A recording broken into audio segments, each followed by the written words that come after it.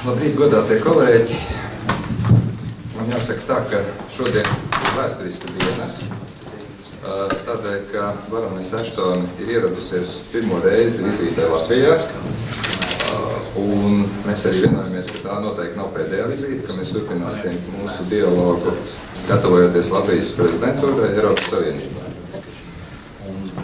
Tas, ko es gribētu teikt, mēs šodien apspriedām ļoti plašu jautājumu loku. Pirmām kārtām to, kā mēs redzam mūsu prezidentūras darbu ārpolitikas jomā. Mēs esam gatavi augstās pārstāves vadībā strādāt pie austrumpartnerības jautājumiem, pie Eiropas Savienības sadarbības ar Centrālā Aziju. Mēs apspriedām arī konkrētus projektus un idejas, gan saistībā ar austrumpartnerību. Mēs noteikti redzam to, ka ir nepieciešams šogad jau parakstīt viņas samitā paredzētos līgumus, asociācijas līgumus ar Moldovu un Gruziju. Es gribētu redzēt, ka līdz Rīgas samitam tiktu maksimāli sagatavoti un varbūt arī parakstīti līgumi ar tām austrumpartnerības valstīm, ar kurām tas vēl nav noticis par ceļošanas atvieglojumiem, vīzu atvieglojumiem. Neapšaubām, es zinu, ka tā ir laikam lielākā interese jums. Mēs apspriedām arī situāciju Ukrainā. Eštones kundze man informēja par savām vakardienas sarunām. Un man jāsaka tā, ka es ļoti augstu vērtēju viņas personisko ieguldījumu šīs situācijas risināšanā. Mēs esam viensprātis, ka situācija var atrisināt tikai pašu Ukraiņu. Reāli politiska dialoga ietvaros. Un mēs arī esam gatavi darīt visu, gan Latvijas-Ukrainas attiecībās, gan arī kopējā Eiropas Savienības Ukrainas dialoga ietvaros, lai šo iekšējo politisko dialogu maksimāli veicinātu. Ashtones kundze, protams, pat izstāstīs vairāk par savām sarunām, bet es tiešām gribētu teikt, ka, manuprāt, šobrīd Eiropas Savienības diplomātija dara maksimālo iespējamo šajā situācijā, un mēs pilnīgi noteikti atbalstam tos soļus, kas tiek darīti gan kopīgi, gan arī pārnājam to, ko Latvija vēl varētu darīt individuāli. Runājam arī par jautājumiem, kas ir saistīti ar mūsu Eiropas Savienības un Krievijas attiecībām. Mēs vēlētos arī savas prezidentūras laikā redzēt zināmu progresu šajās attiecībās. Ciešā koordinācija neapšaubām ar Eiropas Savienības Komisiju, augsto pārstāvi ārlietās. Un pārnājam arī, protams, jautājums, kas arī ir būtiski attiecības ar Irānu, ar Afganistānu, faktiski, teiksim tā, gandrīz vai visu pasauli. Arī mūsu dienvidu kaimiņus, jo bieži vien, protams, maldīgs priekšstats, ka mēs rūpējamies varbūt tikai par vienu politikas virzienu. Mēs arī uzskatām, ka dienvidu kaimiņu politika ir tikpat svarīga kā austrumu kaimiņu politika, un tā ir tieši ietekme arī uz Eiropas Savienības drošību. Es arī informēju par mūsu diskusiju šeit Latvijā par to, kādā veidā mēs varētu arī labāk šajā jomā arī piedalīties. Tā kā mums ir ļoti maz laika, es šeit gribētu teikt paldies jums un aicināt Ashtones kundzi.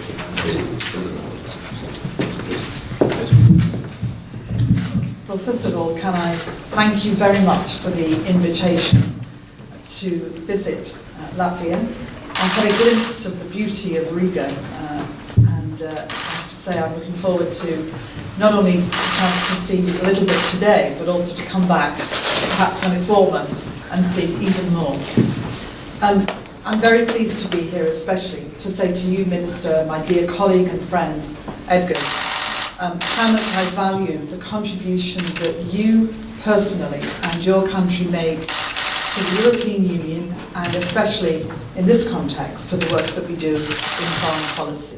Your contributions on the Foreign Affairs Council are incredibly important, very timely, and of course very knowledgeable on so many issues. And I'm delighted that I've had the chance today to consult with you on some of the particular challenges that we're looking at the present time. As you said, we talked about a number of different issues, and we've looked especially at our neighbourhood, south and east. Not surprisingly, in the light of my recent visit and the EU-Russia summit, we focused to some extent on the east and our relations with Russia. Many of you will have seen the outcome of the EU-Russia summit. I think it was a very good meeting with important outcomes, and we look forward to the next summit that will take place in June. In terms... Oh, sorry. Pirmām kārtām gribētu pateikties ministram par ielūgumu apmeklēt Latviju. Man bija tiešām iespēja arī īsu mirkli iepazīties ar brīnišķīgo Rīgu. Un noteikti izmantošu iespēju arī nākotnē siltākā laikā atgriezties, lai turpinātu savu iepazīšanos ar Latviju. Tiešām ir ļoti liels prieks, ka mans kolēģis labs draugs ir uzaicinājis mani šajā vizītē, un mēs augstu vērtējam to, ko Latvija un personīgi arī ministra kungs dara, palīdzot Eiropas Savienībai risināt, organizēt savas ārlietas. Jāsaka, ka Latvijas dalība Ārlietu padomē vienmēr ir bijusi ļoti kompetenta, viedoklis tiek sniegts nekavējoties īsākajā iespējamā laikā. Tādēļ arī bija prieks par šo iespēju konsultēties, uzzināt Latvijas viedokli daudzos jautājumos, kas šobrīd ir svarīgi Eiropas Savienības ārpolitikā. Un, protams, ka tas, ko mēs pārunājām, bija dažādi jautājumi, kas saistīti ar mūsu attiecībām gan ar dienvidu, gan ar austrumu kaimiņiem. Nesen tikko noslēdzās Eiropas Savienības Krievijas samits, kurā tika arī pārunāta arī tas, ko es redzēju nesenajā vizītē Ukrainā. Jāsaka, ka šis samits ir noslēdzies visnotaļ veiksmīgi. Domāju, ka daudziem ir jau zināmi, vairāk vai mazāk šī samita rezultāti. You said that much better than I would have said. And I do apologise, that was my fault. I think we, as I've said, focused especially on the visit to Ukraine, and I want to just give you a short readout of that visit. Un kā jau minēju, mēs arī sarunās lielākoties uzmanību pievērsām Ukrainas situācijai, kurā es pavisam nesen biju tātad, un gribētu līdz ar to jums īsumā pārstāstīt, ko mēs pārunājam. Not surprisingly, I was deeply worried by the reports that we were getting of intimidation and violence. Un nav nekāds pārsteigums, ka mani ļoti dziļi satrauc tās ziņas, ko mēs saņēmām attiecībā uz vārdarbību un mēģinājumiem iebiedēt Ukrainas iedzīvotājus, ko esam saņēmuši no Ukrainas. It is really important that any violence or intimidation should stop and that people should feel free to express their views. Ir ļoti svarīgi līdz ar to panākt, ka vārdarbība un vajāšana tiek pārtraukta un cilvēkiem tiek nodrošināts iespējas brīvi paust savu viedokli. It's extremely important now that the dialogue really does begin to deal with the underlying issues of concern. Ir ļoti svarīgi šobrīd atjaunot šo politisko dialogu, lai varētu atrisināt jautājumus, kuros pastāv domstarpības. This needs to be Ukrainian-led and supported by all of us. Un šis politiskais dialogs ir jāatjauno pašai Ukrainai, protams, ar pārējo atbalstu. Political leaders need to come together and also need to engage with civil society. Politiķiem ir jāapsēžās pie sarunu galda un, protams, arī jāpieaicina sabiedrības pārstāvji. The role of Parliament is also extremely important. Tas arī Ukrainas parlaments spēlē šajā procesā ļoti svarīgu lomu. To examine not just the amnesty law which has been passed, but also constitutional reform. Jo parlamentam būs ne tikai rūpīgi jāvērtē nesen pieņemtais likums par amnestiju, bet tāpat arī būs jādomā par dažādiem konstitūcijas grozījumiem. And there needs to be a strong and clear commitment to free and fair elections in the future. Tāpatās arī apņēmīgi ir jāstrādā pie brīvu un demokrātisku vēlēšanu organizēšanas nākotnē. And we will continue to engage and to support Ukraine. Un mēs turpināsim sniegt savu atbalstu Ukrainai un piedalīties tās veiktajos pasākumos. Finally, we also talked about the importance of our collaboration with Central Asia. Tāpatās mēs arī sarunas tikšanās gaitā pārunājam sadarbību ar Centrālu Āzijas valstīm. And we agreed to work together as we look forward to the presidency to make sure that relations are strong with the countries of Central Asia. Thank you. Un mēs vienojāmies, ka Latvijai gatavojoties prezidentūrai Eiropas Savienībā, mēs kopīgi strādāsim pie mūsu attiecību nostiprināšanas ar Centrālu Āzijas valstīm. Paldies. Vai ir kādi jautājumi, lūdzu? Laiks pāris jautājumiem. Jā, lūdzu. Latvijas televīzija būs Eštones jautājumus, un ka mēs, kā žurnālisti, dzirdējām no protestētājiem par Ukrainu, ka viņi pieprasa sankcijas pret Ukraiņiem, pret tiem politiķiem, varbūt vīdes ierobežojumu, vai Eiropas Savienība ir domājis par kaut kā. We always consider all options in thinking about how best to support a process. Mēs meklējot labākos veidus, kā atbalstīt šī politiskā dialoga atjaunošanu, vienmēr apsveram visas iespējas. But at the moment we are focused on helping to support the dialogue moving forward. Taču šobrīd mēs principā strādājam pie tā, lai šis politiskais dialogs tiktu atjaunots un virzītos uz priekšu. That's the best way for Ukraine to be able to deal with the present challenge. Uzskatām, ka tas būtu labākais, veiksmīgākais veids, kā Ukraina varētu pārvarēt šī brīža problēmas. Paldies, lūdzu. Filip Kostovskis, portāls Delfi, jautājums abiem diplomātiem. Tikko notikušajās Saeimas ārpolitikas debatēs viens no top jautājumiem bija Krievijas smaigā vara Latvijā. Vai arī šo jautājumu jūs apspriedāt savās sarunās? Vai bija kāds secinājums?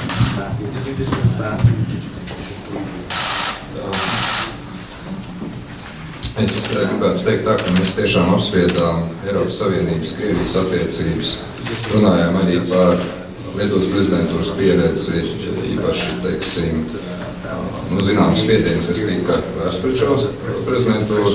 Es arī uzsvēru to, ka es uzskatu, ka Eiropas Savienības reakcija, komisijas reakcija, augstās pārstāves reakcija brīdī, kad sākās zinām dīvaini notikumi ar piena produktiem un muitas pārbaudēm un vispārējo, protams, nav labs tonis un kā prezidentūras valstīm, protams, ir jārēķinās ar zināmiem riskiem.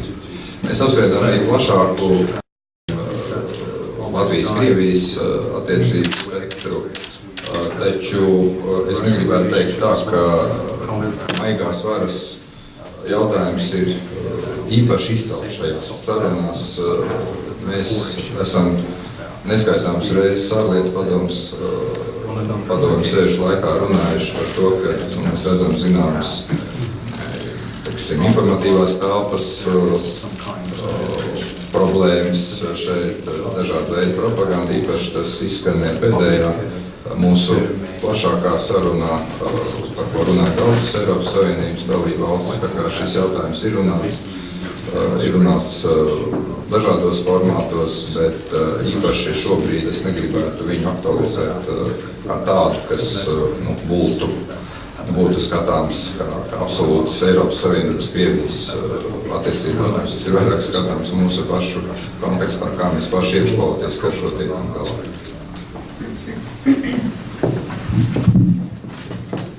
We agree that Russia is an important strategic partner for the European Union and for its member states. Mēs pilnībā piekrītam viedokli, ka Krievija ir svarīgs Eiropas Savienības un tās dalību valstu partners. We were very pleased to welcome Foreign Minister Lavrov to the Foreign Affairs Council for a dialogue with all foreign ministers. Mums bija prieks, ka Krievijas ārlietu ministrs Lavrov kungs atrada iespēju piedalīties ārlietu padomē un tikties ar visiem Eiropas Savienības dalību valstu ārlietu ministriem. And there are some good examples of the collaboration with Russia, not least in the work I do with Russia on the Iran talks. Un mums ir jau pagātnē bijuši arī veiksmīgi piemēri sadarbībai, konstruktīvai sadarbībai ar Krieviju, un viens no neseniem šādiem veiksmīgiem piemēriem ir sarunas saistībā ar Irānu. All 28 member states stand together in wanting a strong relationship with Russia. Visas 28 Eiropas Savienības dalību valstis vienbalsīgi atbalsta nepieciešamību sadarboties ar Krieviju. And a strong relationship means being open and frank and honest about concerns in that relationship too. Un, lai šī sadarbība būtu konstruktīva, tā ir jābūt balstītai uz atklātību, ir jābūt skaidri izteiktiem viedokļiem, ne tikai par veiksmīgākiem sadarbības jautājumiem, bet arī par problēmām. So we don't hesitate to raise concerns and to want to see them addressed. Līdz ar to mēs bez kādas šauvēnas izsakam jebkādas bāžas par notiekošo. And we will work closely together as we build towards the next Eastern Partnership Summit, which will be, of course, here.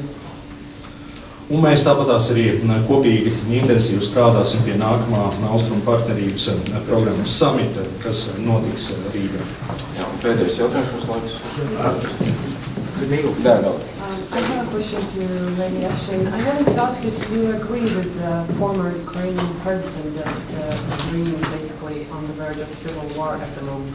Who said that? Eštones Former Ukrainian president. Which one? Kravchuk. Jautājums, vai Eštones kundze piekrīt bijušā Ukrainas prezidenta viedoklim, ka Ukraina šobrīd atrodas uz pilsoņu kāras riekšņa? I had a meeting with the first president of Ukraine, President Kravchuk, yesterday. Vakardien tieši tikos ar pirmo neatkarīgās Ukrainas prezidentu Kravčuku. We didn't talk in those terms, but we did talk about the importance of moving forward and the importance of the role that former presidents can play in that process. Jāsaka, mēs šādās kategorijās par esošo situāciju nerunājām. Vienīgais, par ko mēs vienojāmies, par ko bijām viensprāts, ir tas, ka bijušajiem prezidentiem vajadzētu mēģināt kaut kā palīdzēt risināt šo situāciju. And President Kravchuk made it clear to me that he wishes to ensure that he can play a positive role in the dialogue and in moving things forward. Un Kravčuk kungs man apliecināja, ka viņš vēlētos aktīvi piedalīties šī politiskā dialoga atjaunošanā un tālākā virzībā. And he did so in the context of his own concerns about the current situation. Un to viņš apgalvoja, izsakot arī savas bažas par šo situāciju. So those were the terms in which we spoke. Tā kā šādās kategorijās mēs runājam par šo situāciju. Paldies! Mums jau gaida vēstnieki.